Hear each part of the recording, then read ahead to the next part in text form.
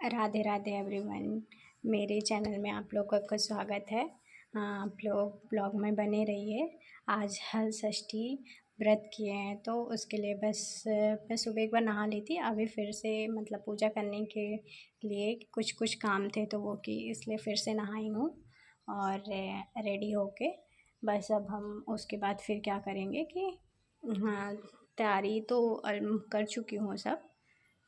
वहाँ पे मैं सजा दी हूँ। अब बस अपन रेडी होंगे। रेडी होने के बाद पूजा करना है। पूजा करने के बाद फिर जो भी विधि होगी वो आप लोग खुद ही देखेंगे ब्लॉग में।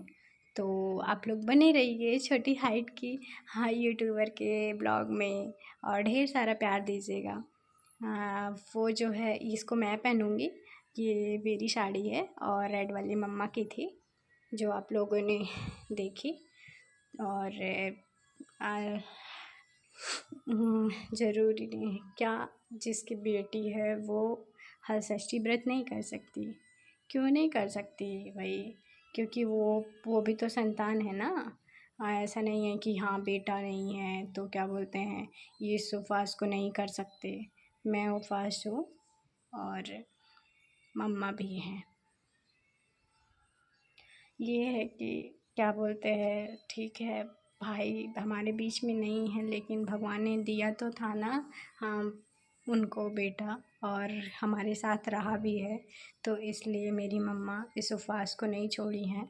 हल षष्ठी व्रत वो भी करती हैं। भाई भले नहीं हैं इसलिए वो करती हैं।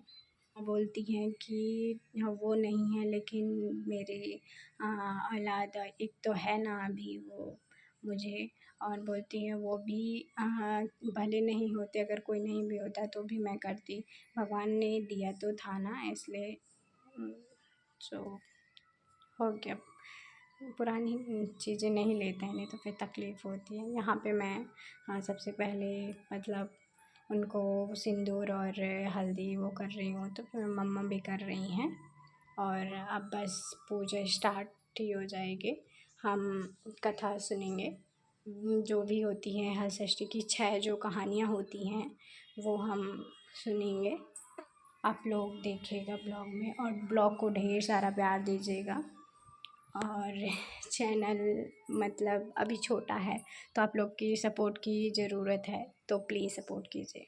सबसे पहले हम जो बनाए हैं उनको ये लोटे में थोड़ा सा वो दूध और फूल लिए हैं जैसे हम स्नान करवाएंगे।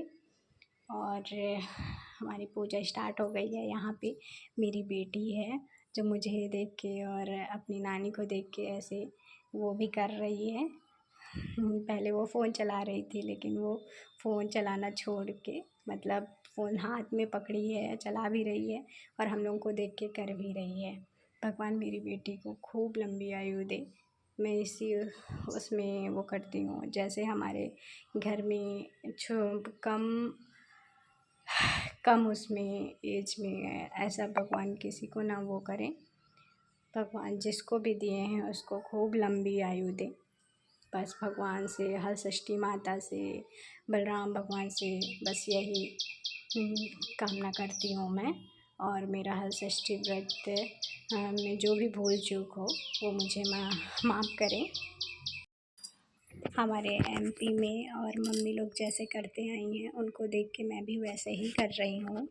मम्मी को देख के पहले हम 7 बार घूम के दूध से जो भी है उसमें गोल घूम के उनको स्नान करवाएंगे। अब हम बैठ गए हैं जो भी है पत्ते में 7 इस हिसाब से रखे जाते हैं जितने बच्चे होते हैं तो हमारे उसमें तो उस हिसाब से मैंने 7 पत्ते रखे हैं। मम्मी ने भी पत्ते रख लिए हैं। और उसमें जो होता है आज के दिन पता ही होगा जो महुआ होता है उसको पका के और दही इसमें आज के दिन जो भी है गाय के दूध का या दही का किसी का भी उपयोग नहीं किया जाता है। सब जो है वो भैंस का वो रहता है। और जो हमने दही भी जमाई हुई थी वो जोरन से नहीं जो नींबू के उसमें वो करके अलग से जो पूजा में करना रहता है उसको हमने उस हिसाब से क्या किया था जमाया था। और उसके बाद सब व्यवस्थित रख लिए हैं हाँ, उनको टीका और हाँ वो करके हाँ आरती वारती हम कर चुके हैं गणेश भगवान की। उसके बाद फिर क्या बोलते हैं, मम्मी यहाँ पे बोल रही हैं थोड़ा सा हल्का सा मतलब घी जो है वो कम लग रहा है, तो बोल रही थी कहीं दीपक वो ना हो जाए।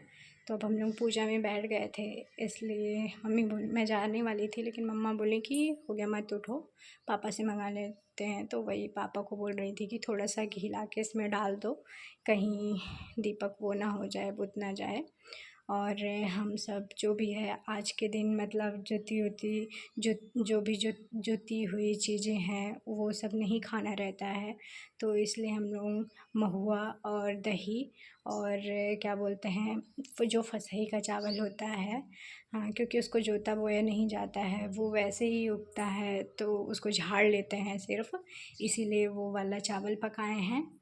और यही महुआ तो और हाथ में अब हम क्या करते हैं कि कथा सुन रहे हैं, पहली कथा है, आपको आगे कथा मतलब सुनने को मिलेगी, लेकिन बहुत ज़्यादा होगा इसलिए मैं आप लोग से बता पाऊँ या फिर जो भी चीज़ें जैसे किए हैं, इसलिए मैंने कथा को, ये पहली कथा हमारी यहाँ पे चालू है।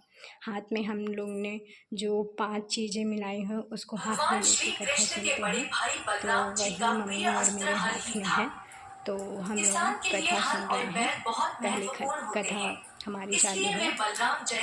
और इसमें जो है संपूर्ण हम लोग 6 कथाएँ सुनेंगे और उसके बाद हमारी फिर हवन करेंगे लास्ट में। आप लोग ब्लॉग में बने रहिए और प्लीज़ ढेर सारा प्यार दीजिए और मेरी बेटी को भी आप लोग हाँ प्यार दीजिएगा। और आप लोग कामना कीजिए कि भगवान उसकी लंबी आयु रखे, जो भी है हमारे घर में आए और हम लोग खुश रहें, क्योंकि हम लोग उनको इतनी तकलीफ़ और इतना मतलब दुख है कि मतलब हर सुबह हमारी एक आंसू से ही होती है। भगवान हमको तकलीफ़ ऐसी ना दे। तो आप सभी माताएं और बहनें हाथ हो में गया महुआ हम और तिन्नी का चावल लेकर कथा को बड़ी श्रद्धा अच्छा तथा नहीं लगता, प्रसन्नचित मन से अंत तक पूरा पर सुनिएगा।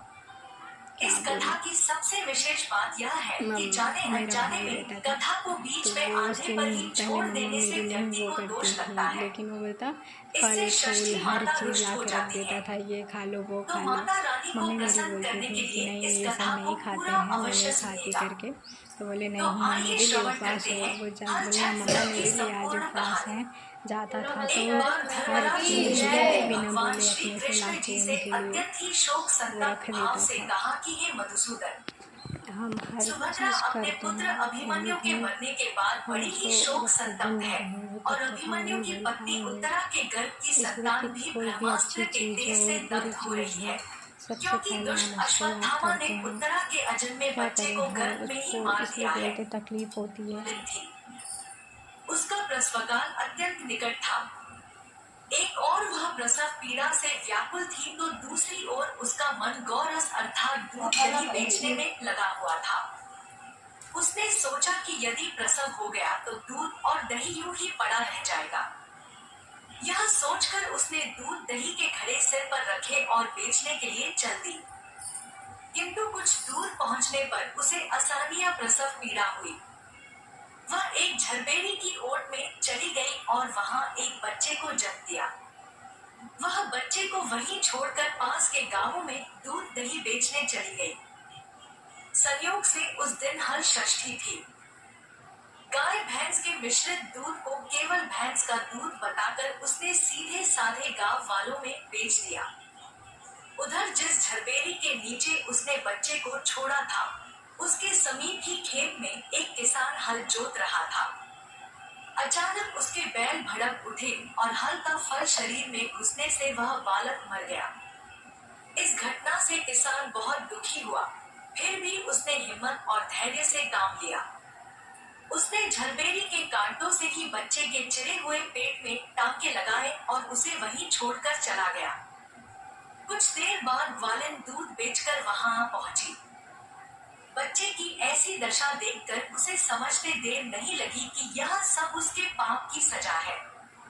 वह सोचने लगी कि यदि मैंने झूठ बोलकर गाय का दूध न बेचा होता और गांव की स्त्रियों का धर्म भ्रष्ट न किया होता तो मेरे बच्चे की यह दशा न होती। अतः मुझे लौटकर सब बातें गांव वालों को बताकर प्रायश्चित करना चाहिए। ऐसा निश्चय कर वह उस गांव में पहुंची जहां उसने दूध दही बेचा था। वह गली गली घूमकर अपनी करतूत और उसके फलस्वरूप मिले दंड सबको बताने लगी। तब स्त्रियों ने स्वधर्म रक्षा और उस पर रहन और बहनोई को कारागार में डाल दिया और वासुदेव देवकी जी के 6 पुत्रों को एक एक कर कंस ने मार डाला। जब 7वें बच्चे के जन्म का समय नजदीक आया तो देवर्षि नारद जी वासुदेव देवकी जी से मिलने कारागार में पहुंचे और उनके दुख का कारण जानकर देवकी को हरषष्ठी देवी का व्रत रखने की सलाह दी। देवकी ने नारद जी से हरषष्ठी व्रत की महिमा और कथा पूछी। तत्पश्चात नारद जी ने पुरातन कथा कहना प्रारंभ किया। नारद जी कहते हैं, हे देवी, उज्जैन नगरी में 2 सौतन रहती थी। एक का नाम रेवती और दूसरी का नाम मानवती था। रेवती को कोई संतान नहीं थी जबकि मानवती के 2 पुत्र थे। रेवती अपने सौत के बच्चों को देखकर हमेशा जलती रहती थी और उनके पुत्रों को मारने का जतन ढूंढती रहती थी। एक दिन उन्होंने मानवती को बुलाकर कहा, बहन, आज तुम्हारे मायके से कुछ राहगीर मुझे मिले थे। उन्होंने बताया कि तुम्हारे पिताजी बहुत बीमार हैं और वह तुम्हें देखना चाहते हैं। पिता की बीमारी की बात को सुनकर मानवती बहुत दुखी हुई। रेवती कहने लगी, बहन, तुम शीघ्र अपने पिता से मिलने चली जाओ। जब तक तुम वापस नहीं आओगी तब तक मैं तुम्हारे बच्चों का ध्यान रखूंगी। रेवती की बात को सच मानकर अपने पुत्रों को रेवती के हाथों सुरक्षित देकर मानवती अपने पिता से मिलने मायके चली गई। अब रेवती बच्चों को मारने का अच्छा मौका जानकर उन दोनों बच्चों को मारकर जंगल में फेंक आई। इधर जब मानवती मायके पहुंची तो पिता को स्वस्थ देखकर पिता से अपनी सौत की कही बातों को कह कुशल क्षेम पूछती है। अब मानवती के माता पिता को कोई अनहोनी का संदेह होने लगता है और पुत्री से वापस ससुराल जाने के लिए कहते हैं, किंतु मानवती की माता कहती है कि पुत्री, आज हरषष्ठी माता के व्रत का दिन है, अतः तुम भी पुत्रों की दीर्घायु की कामना से ये व्रत करके आज की जगह कल चली जाना। माता की सलाह मानकर मानवती पुत्रों की स्वास्थ्य कामना से हरषष्ठी माता का व्रत धारण कर दूसरे दिन अपने घर जाने को निकल पड़ती है। रास्ते में वही जंगल पड़ा जहाँ रेवती ने मानवती के दोनों बच्चों को मारकर फेंक दिया था। वहाँ अपने बच्चों को खेलते देख मानवती उनसे पूछती है कि तुम दोनों यहाँ कैसे पहुँचे। तब पुत्रों ने बताया कि आपके चले जाने पर हमारी दूसरी माता रेवती ने हमें मारकर यहाँ फेंक दिया था। तभी एक दूसरी स्त्री ने हमें फिर से जिंदा कर दिया। अब मानवती को समझते देर न लगी कि यह सब माता हरषष्ठी की कृपा से संभव हुआ है और माता की जयकार करती हुई घर को गई। नगर में मानवती के पुत्रों को पुनः जीवित देख और माता हरषष्ठी की महिमा जानकर सभी स्त्रियां हरषष्ठी का व्रत करने लगी। इसके बाद भगवान श्री कृष्ण बोले, हे राजे, जीव जंतुओं से तालाब परिपूर्ण हो गया। इकलौते पुत्र की मृत्यु हो जाने से राजा दुखी होकर वशिष्ठिर को हरषष्ठी व्रत अगली कथा सुनाते हुए कहते हैं, हे युधिष्ठिर, पूर्व काल में सुभद्र नाम का राजा था जिनकी रानी का नाम सुवर्णा था।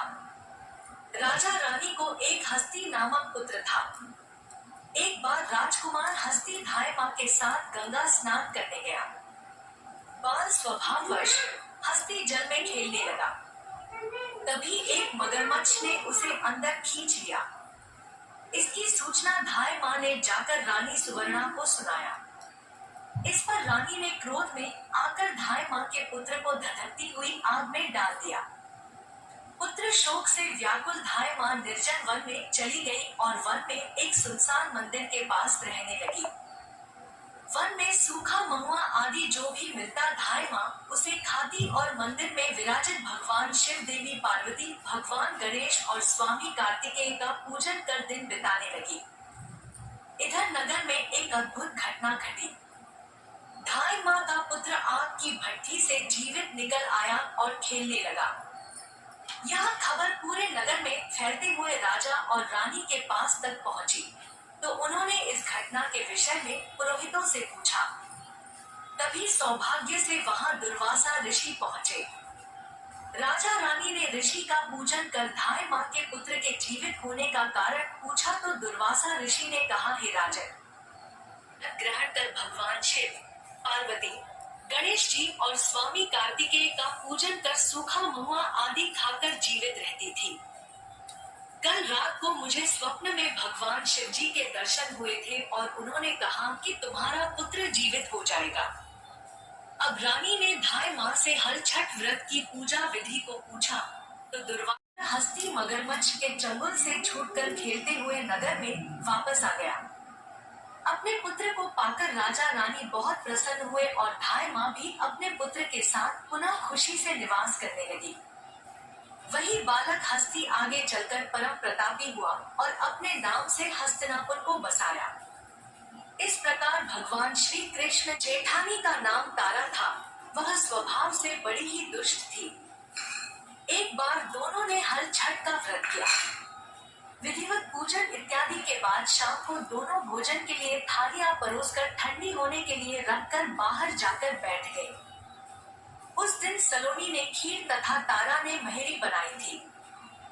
अचानक दो कुत्ते उनके घर में घुसे और भोजन खाने लगे। अंदर से चप चप की आवाज आई तो दोनों अपने अपने कक्ष के भीतर जाकर देखने लगी। सलोनी ने कुत्ते को खीर खाते देखा तो कुछ नहीं बोली तथा बर्तन में बची हुई बाकी खीर भी उसके आगे डाल दी। लेकिन तारा थाली में मुंह मारते कुत्ते को देखते ही आगा भूला हो गई।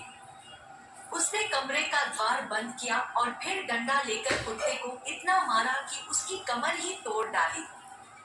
कुत्ता अधमरा होकर जैसे तैसे जान बचाकर वहां से भागा। दोनों कुत्ते जब बाहर मिले तो एक दूसरे का हालचाल करता रहा। अब तुम बताओ तुम्हारे साथ क्या बीती? लगता है तुम्हारी तो वहां खूब पिटाई हुई है। दूसरा कुत्ता बड़े ही दुखी स्वर में बोला, तुम्हारा अनुमान ठीक ही है भाई। आज से पहले मेरी ऐसी दुर्गति कभी नहीं हुई थी। पहले तो थाली में मुंह मारते ही सारा जबड़ा हिल गया। फिर भी भूख से परेशान होकर मैंने दो चार कौर खाए ही थे कि वह दुष्ट स्त्री आ गई और कमरा बंद करके डंडे से उसने मुझे इतना मारा कि मेरी कमर ही तोड़ डाली।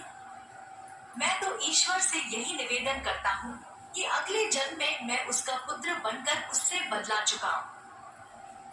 जैसे उसने मार मार कर मेरी कमर तोड़ी है, वैसे ही भीतरी मार से मैं भी उसका हृदय और कमर तोड़ डालूं।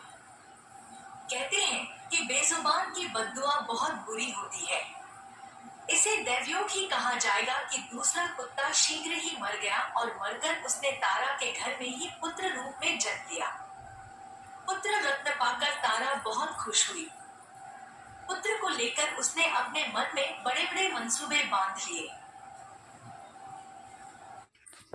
हमारी जो है वो कथा 6 है कंप्लीट हो गई है और अब हम लास्ट में क्या करेंगे, हवन करेंगे। बिना जब तक हवन ना हो तब तक पूजा जो है वो कंप्लीट नहीं मानी जाती। इसलिए अब हम क्या कर रहे हैं, लास्ट में मम्मी और मैं हवन कर रहे हैं और हवन के बाद हमारी पूजा संपन्न हो जाएगी। मुझे भूख बिल्कुल भी नहीं लगी है, लेकिन ये है कि मैं पानी बहुत ज़्यादा पीती हूँ। मतलब तो मैं जब भी किचन में जाती हूँ तो मुझे ध्यान ही नहीं आता, घड़े को देखती हूँ तो लगता है कि पानी पी लूँ, पर फिर ध्यान आ जाता है कि नहीं आज नहीं। लेकिन जब से जैसे पूजा करने हम बैठ गए, सुबह से पानी प्यास बहुत लग रही थी, लेकिन जब से पूजा करने हम बैठ गए तो प्यास लगना बंद हो गई है। अब बल्कि मम्मा बोली कि एक बार कि मुझे प्यास लग रही है, मैं बोली नहीं, जब से मैं पूजा वूजा करने लग गई ना तब से अभी मेरे को नहीं लग रही है। सुबह प्यास बहुत ज़्यादा लग रही थी। सब ये चढ़ा हुआ है। अब हमारी पूजा संपन्न हो गई है और उसके बाद जो भी है, अब ये है हमारा कंप्लीट हवन। अब इसको पूरा हम जलने देंगे, उसके बाद फिर हवन को ठंडा करेंगे। और ये एक बार मम्मा अब उसके बाद कपड़े चेंज करके ये जो प्रसाद हमने चढ़ाया था इसी को खाने वाले में मिलाएंगे और फिर हम महुआ और वो फसही का चावल वो करेंगे। और मुझे प्यास लगी है अब, तो सबसे पहले मैं पानी पीऊँगी। और पानी भाई ऐसा लग रहा है कि कितने दिन से प्यासी हो करके प्यास बहुत लगी है ना, इसलिए सबसे पहले मम्मी बोली प्रसाद वो कर लो, मैं बोली नहीं प्रसाद नहीं, मैं सबसे पहले पानी ही पीऊँगी और ये एक महुआ। उसके बाद ठीक है, आप लोग ब्लॉग को देखिए, ढेर